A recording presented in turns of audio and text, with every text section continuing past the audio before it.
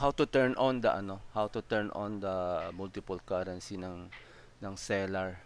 So ito yung seller na backup from February 27, which is hindi pa ito nako-compromise, no. So preferences, multiple currency. Yes, I want to use more than one currency, no.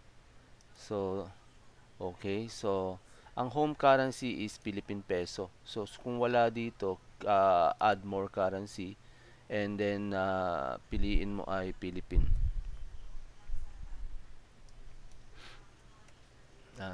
peso. Sabi niya inactive, so make it active. Okay. So you're about to change. Are you sure? Yes. Kasi once na na-change, hindi na pwedeng baguhin. Your company will have be closed. So inaayos na niya yung multiple currency na structure, no. So tapos na. So punta ka sa list, makikita mo may bagong listing na currency list, no. So lalagyan natin 'to ng ng conversion. So Canadian US as of today is March 30, no. As of March 20 pa lang ngayon.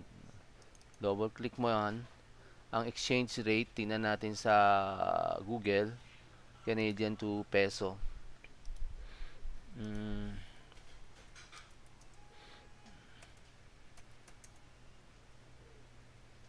Canadian dollar is 39.91 Philippine peso. So baguhin natin 'to. 39.31. Okay? So susunod euro.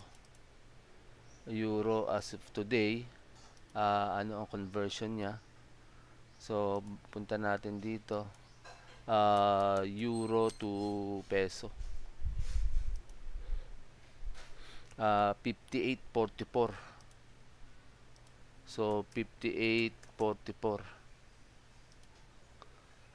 Japanese yen.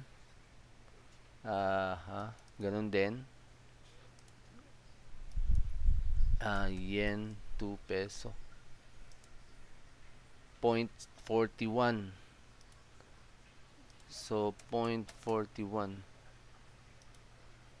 Meron ba ako na miss? US dollar. Ito. 21. US dollar.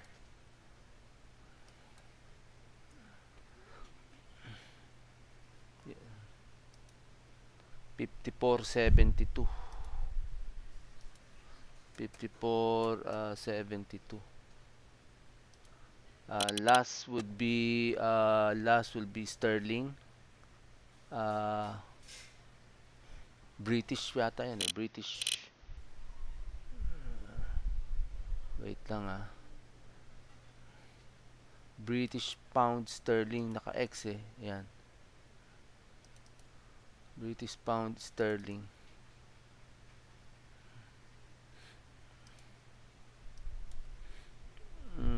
British pound sterling.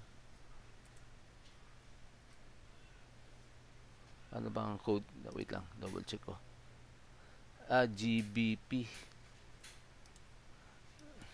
GBP to peso. 66.69. 66.69. So pagkatapos mong mai-set up lahat yan as of today, pwede ka nang mag-create ng mga vendor based on foreign currency. So lahat ito naka-US. So gagawa muna ako ng example. Mag-create ka ng vendor para sa US. So ang gagamitin mong currency dito is US dollar.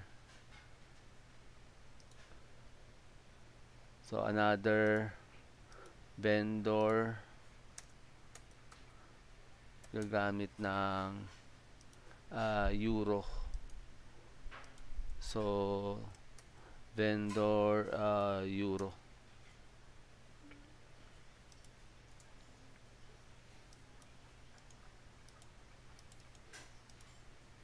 So halimbawa na-create mo na yung kanya-kanyang currency, pwede ka na mag-issue ng PO. So, punta ka sa purchase order. Since na euro to, halimbawa ay purchase order for seller, whatever you like. Tapos, pwede ka mag-type dito ng mga item. So on and so forth. Pag tapos na, pwede kang, wala yata akong create na note, no? So, pwede tayo mag-create ng note. Naka-euro na yan. May euro at may peso conversion. So, ito yung binabase niyang conversion 5844. Tapos, ito ay thank you very much. Lagyan muna natin ng isang note dito. Mag-create ako ng para lang medyo maganda. May note 1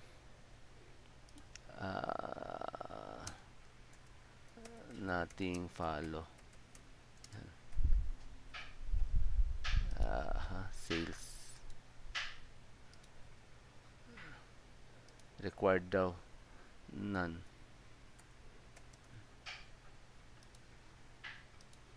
Okay, so balikan natin yung create natin na PO. So halimbawa mahaba yung sinulat mo.